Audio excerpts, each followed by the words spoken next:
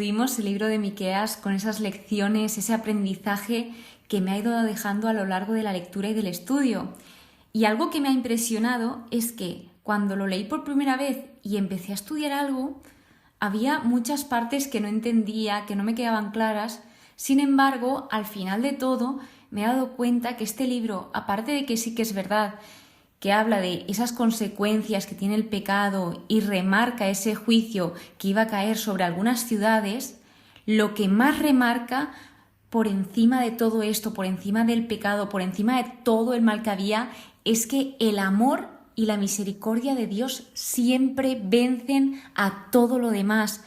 El amor siempre vence al odio.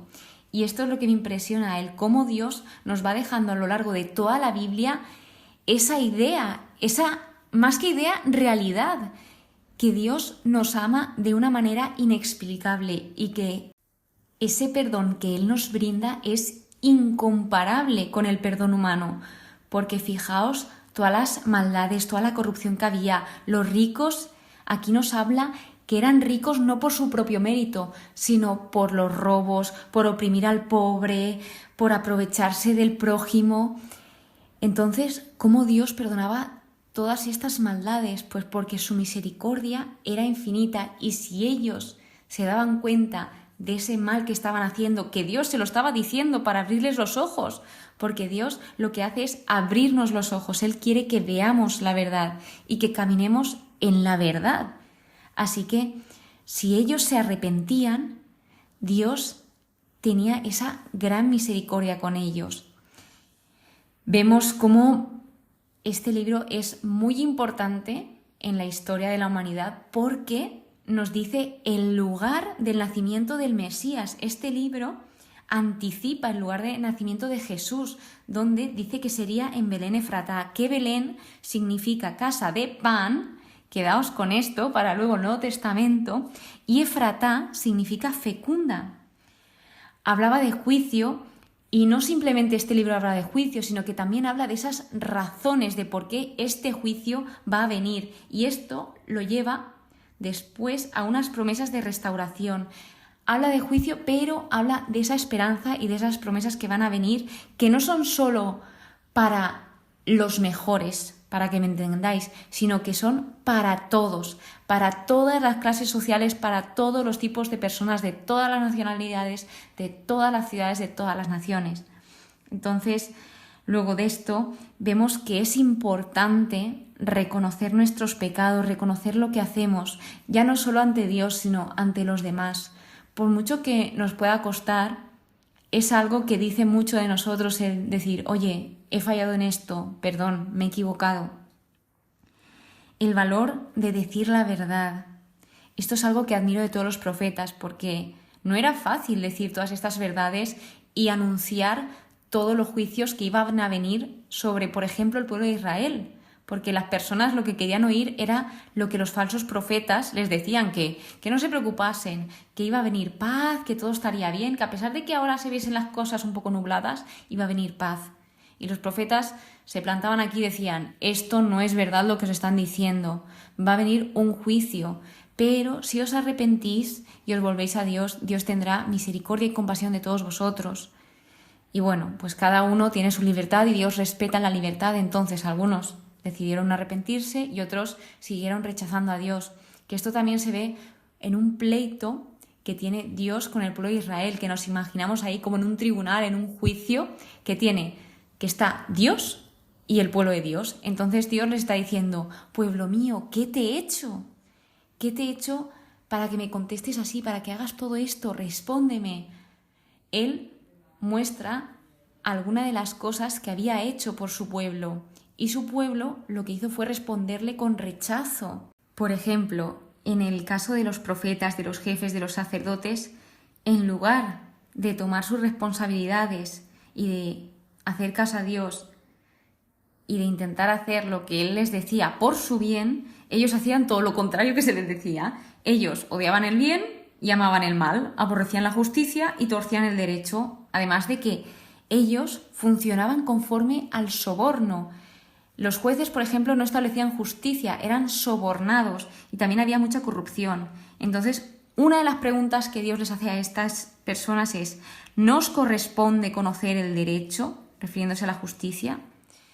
Y una de las lecciones que podemos aprender de aquí, entre otras muchas, porque es un tema que hay mucho del que hablar, es que hay que saber o intentar saber usar esos privilegios que se nos dan. A esta serie de personas se les dieron unos privilegios que no supieron utilizar de una buena forma, sino que lo utilizaron de la peor manera que lo podían usar. Vemos cómo el profeta tampoco se deleitaba en anunciar estos juicios, sino que él sentía mucha compasión, mucha tristeza por el pueblo. Él se compadecía de ellos. Habla de que Dios existe desde el principio, desde antes incluso del principio. Él es principio y fin, que todos los seres excepto Dios han sido creados.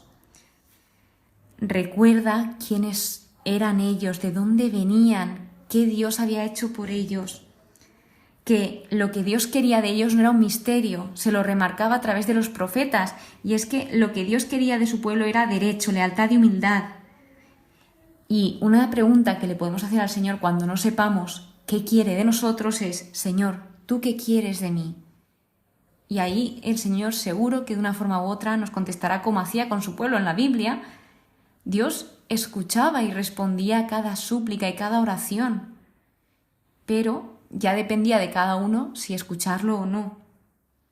No alegrarse de las desgracias de los demás, ni de la de nuestros enemigos.